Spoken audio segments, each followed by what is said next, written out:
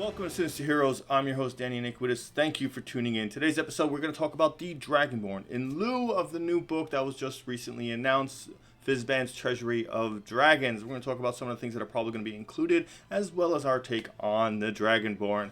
Please like, share, subscribe, give us a like. Those mean so much to us as we're still so very, very new. Without further ado, we're going to jump into some Dragonborn. Dragonborn, not to be confused with half-dragons, which is a totally different entity as its own, but Dragonborn itself, as they're introduced in the player's handbook, have very strong characteristics. They're very decisive, they're very right or wrong, they're very direct. They have very, very strong values. Some of these values are about the clan and about the self and about being worth some things and being great and strong, bringing honor to that clan. So Dragonborn don't usually ask for help. It's seen weak or not fitting of what a Dragonborn could be or should be given its great and honorable lineage. They have strong codes. They believe in something. They believe in the clan. They believe in honor. They believe in respect. They believe in treating everything with respect, even your enemies. This is a very, very militaristic ideal set, and it makes for some very, very powerful and confident characters. Dragonborn need to be the best at whatever it is they do. They're going to be a bad guy, a villain. They need to be the greatest villain ever seen.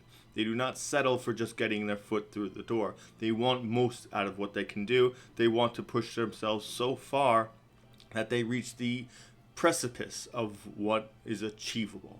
They want that glory, that honor, and it's a beautiful thing. You can make so many different valued characters from it, and the variation between whether they're chromatic or metallic makes a big difference in some of the ways that the other world will perceive you. Which is a very cool concept, because the more you get into the knowledge, the lore of the dragons, you see that they're very, very different based on what they are, whether they're chromatic or they're metallic. Just right off the bat usually sets this understanding that all the metallic dragons are the good ones and all the chromatic ones are the bad ones. So you get this like instant like, oh, watch out for those with green scales, or watch out for the red dragons because they're known for being terrifying. But as a Dragonborn, those don't affect you as much as it affects how people will perceive you. Very cool, very great way to build your kind of dynamic dealing with other groups and other people as you come across in the story. Very cool hook for storyline and developing certain things. It's a godsend to have those kinds of abilities. The Unearthed Arcana introduces a few different Dragonborn, it separates a little bit more the chromatic and the metallic ones, and introduces the Gem Dragons, which is a new addition, which I believe is going to be in the new book. So we're going to dive into those right now, actually. So first off, we're going to talk about is the generic player's handbook Dragonborn, and what really the main difference is between that and some of the other ones that have come out. So with the Dragonborn from the player's handbook, some of the things that you need to know is that they do not have Darkvision. Right off the bat, a lot of optimized players are just going to be turned away from this. I say don't do it. I say really, really, really give it a chance, because not having Darkvision creates this kind of importance of light and what you're doing, and when you're going into dungeons, what risks you're going to take. Because by showing light and using it to walk around, you might be alerting to other enemies and things in the area that you're around, or that something is moving. It's a very cool concept when you're in dungeons. It's very, very cool to be able to do that. I really wish more people would, because it creates this value of necessity, and some other things should be using light as well. You know, like, yeah, dark vision is basically on all the monsters, but do you really believe that they don't need to see colors and things like that when they're working in a mine or in a cave, or maybe there's markings that are like strategically designed to be painted in a different color as to alert the people within who work there that maybe there's a trap here or something like that. And you create these cool little circumstances where the dungeons get their own life, which is a little off topic, but you know, it's a great concept. Please don't be deterred by a race not having dark vision. It is not a detriment. It is an opportunity to really feel the world in a new way.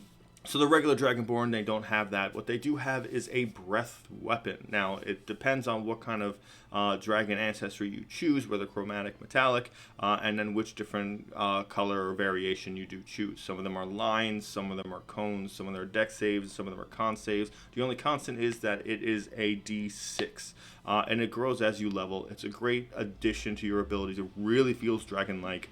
Unfortunately, you can only use it once per short rest or long rest, so you feel a little restrained, or like you want to really use it at the most opportunity time, but you really want to do it a lot. So that's something that's going to come up in a little bit later. Next, we're going to talk about the Wildmount Dragonborn. They have two. One is the Raven Knight and one is the Dragonblood. The Dragonblood has a forceful presence. It makes you gain advantage on intimidation or persuasion checks, which you use as once per long rest. It's a very social ability. It can be used in combat to try and change the way things feel. Not particularly my favorite, but the Dragonblood changes its ability scores to intelligence and charisma. So if you want to be more wizardly, that would kind of fall into suit if you weren't playing with Tasha's rules. The next is the Raven Knight. This is a dragon that's basically built for combat. You gain all the normal Dragonborn stuff, and you gain a reaction that when you get hit, you can make a melee or attack with the weapon that you're holding that was within range of whoever attacked you. You can do it once per short or long rest. Okay, not too strong. Really doesn't feel so incredible. Feels like something that should be more of a class ability than an actual racial ability. But overall, what's important is these two classes differentiate by giving you Darkvision. Now we're going to break it down into the Unearthed Arcana, and we're going to do this in a little bit of sections. This might make this video a little long, but it's very important to describe what kinds of improvements they make and what kind of things they change. And this is very important because hopefully, and I'm begging that Wizards of the Coast puts this into the new book and really helps, because if they do, this is going to be one of my races, you know what I mean? So we'll jump in right away with the Chromatic Dragons. These are the darker dragons. These are the ones that are evil and vile. They are the ones that are treacherous, and you do not want to be associated with them, and you want to stay very far away from them because they bring nothing but destruction to anything that is not their own. This is where sinister heroes want to be. We want to be these specific dragon types usually, but as a Dragonborn, you're a descendant, so you don't necessarily follow those tenets or have to be those ways, but you do incorporate that stigma by being them. So remember to make that important when you're making your characters, depending on how closely you follow lore. So what's really important about this is that these dragons, the breath weapon is now the basis for the next couple of dragons that we're going to be talking about. But their damage die jumps up to a D8. Specifically for the Chromatic Dragonborn, it is a line, a 30-foot line, 5 foot wide, but you can use it a number of times equal to your proficiency modifier. Personally, I think this kind of makes this ability a little too strong, especially in the earlier levels, but later on it might balance out because it gets a little bit less potent the higher levels you go with the traditional Dragonborn, but it is a nice ability to use it regularly, or at least a couple of times before a short rest or a long rest, which is a very, very cool thing. It really makes the Dragonborn stand out as this incredibly prominent race. If you didn't like them before, this will definitely sway you. One of the other abilities that the Dragonborn get is they now can turn themselves immune to the damage type associated to the draconic ancestry. So if you're a red dragon, you can now be immune to fire damage. It's for 10 minutes only, and you can only do it once per long rest, but it can make a very big difference. So that very, very greatly increases your defense capabilities, and it's a cool thing that really ties very well to who a dragon entity would be like, especially considering you're a Dragonborn. You want that ability. You want to feel like your ancestry impacts you greater than just normal resistance, which is very, very cool because dragons have this incredible pronounced strength to them. So next we're going to talk about the Metallic Dragonborn. These are the traditionally good or nicer kinds of dragons. These are the ones that are traditionally the heroes of the Dragon Wars. They are the ones that if you encounter them, your chances of survival are better. They're more likely to help you. They have an inherent goodness to them. Generally not my type of thing, but you know what, to each their own. This has some of the same things as the previous Dragonborn the chromatic ones we just talked about have, with the breath weapon jumping up to a D8. The difference here is, instead of it being a 30-foot line, this is a 15-foot cone. Again, it's a dex save, so this might be more beneficial, especially if you're trying to hit multiple people at the same time. This makes that a little bit easier. There is a big difference, though, because the metallic dragons have a second type of breath weapon that you can use in exchange for one of your charges of the breath weapon. And this is the metallic breath weapon, and you have one of two options to do so. This will give you a moment where each creature in the area must succeed on a strength saving throw or be pushed 20 feet away and knocked prone. Now, this is important to understand because if they're prone, you get advantage if you attack them. With the breath weapon as it is in the Unearthed Arcana, you can exchange an attack for use of the breath weapon. So if you're something like a fighter or a barbarian or even a ranger, and you get multiple attacks, doing the metallic breath weapon and knocking them prone and still having that movement to catch up to them will give you advantage when you hit them. Very big, can do a lot of different stuff. Plus, if it knocks down a lot of people, it's a good way to protect the rest of your party. It's a good way to push people away, so maybe your casters aren't so close to danger, or your people with lighter armor or lower or just injured party members have a chance. Or if you're escaping. This will definitely help you and be a great boon to what you're trying to do. The second one is each creature in the area must succeed on a Constitution saving throw, which is a little harder to gain, but if it fails the saving throw, it becomes incapacitated until the start of your next turn.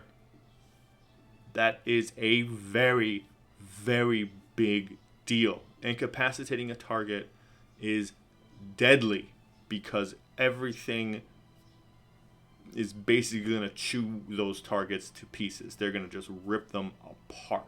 And it's till the start of your next turn. So if, say, you were the last one on the turn order, that is a huge amount of time where these characters cannot do anything. And you get free reign. Maybe you can knock it again, and maybe you'll get lucky and get them all again. But it's a very, very big tactical move. So the smarter you are, the more you can get out of this. What's really important to note is that for both of these, it's each creature. So you can hit your friends with friendly fire. Devastating. Try to position yourself well when doing this. It's important, but understand that you gain this great benefit from being able to do so. It's worth the consideration, at least, to look at these in a way that might be beneficial to your party. So we're going to jump right into the Gem Dragonborn next, and these are a little bit more unique, and I think they're a little bit of fun. Last and not least, the Gem Dragonborn. These are Dragonborn that have the ancestry of the Gem Dragons, which is a little bit different than what we've been dealing with mostly. What's really cool about these Dragonborn is that they get the damage types that you don't normally see with dragons. You get force damage, radiant, psychic, thunder, and necrotic damage by choosing one of the gem ancestries, respectively. Very cool. I love the idea of a psychic dragon breath weapon or a necrotic one. It is very, very inherently cool. It can be rather frightening. I like it. Its breath weapon is similar to the metallic ones, as it is a 15-foot cone with a dex save, D8 damage. Great. I think that's a little bit more useful than the line, personally, but it's all what you choose to do and how you can position yourself, or maybe what works best with you. What's interesting and different that the Gem Dragons have that the other ones don't is they have a psionic mind ability that lets you telepathically speak with any creature you can see within 30 feet. You don't need to share a language with the creature, but the creature must be able to understand at least one language. Your communication doesn't give the creature the ability to respond to you telepathically. It's very cool for a very kind of roguish-like character, or if you're trying to send messages back and forth between party members that might be far away and you don't want to be loud about it. It's cool because it's thematic, because think of a dragon with all of its majesty, just being able to just not even have to move its mouth, but just command something to you. It's a very, very cool concept. I like it. It feels good. Secondly, what they get is they get Gem Flight. They get the ability as a bonus action to temporarily summon a a set of wings that are associated in color to whatever ancestor you choose, and you get it to last for a minute, and you get in flying speed and hover speed, and you can't do it again until a long rest. Flight is just one of those things. If you've used it once, you kind of can't ever put it back down. You kind of need it constantly. But a lot of people tend to frown upon it, especially getting it kind of early. A lot of people tend to have very big problems with that, especially groups like Adventure League and things like that, because they think it's overpowered. But easily done with by counteracting with maybe ranged attacks. But I mean, it all depends on what you're trying to do and what you've developed as a combat style. Really, it's a great use of exploration and things like that, but it depends on how well you use it and how creative the person is with it. So that's going to cover all of the Dragonborn.